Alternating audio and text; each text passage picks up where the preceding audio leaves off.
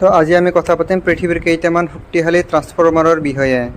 এনেতো ট্ৰান্সফৰ্মাৰ বহুত কেইটা আছে, কিন্তু তাৰ ভিতৰত কেইটামান শক্তিশালীৰ ভিতৰত হৈছে 3 নম্বৰত বাম্বল বি।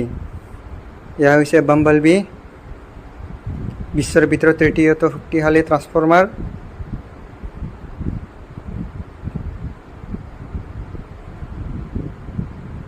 আৰু ইয়াৰ পিছত দ্বিতীয়টো হৈছে মেগাট্ৰন।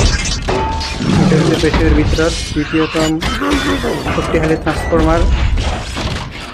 আপোনালোকে নিশ্চয় ফিল্মত দেখা পাইছে, ট্ৰান্সফৰ্মাৰ ফিল্মত আপোনালোকে চাৰ্চ কৰি চাব পাৰে। আৰু আটাইতকৈ শক্তিশালী হৈছে অপ্টিমাছ প্ৰাইম, যিটো আমাৰ সকলোৰে প্ৰিয়। হয়তো আপোনালোকে গোটেইখিনি ট্ৰান্সফৰ্মাৰ ফিল্মত ইয়াকে দেখা পাইছে কিজানি।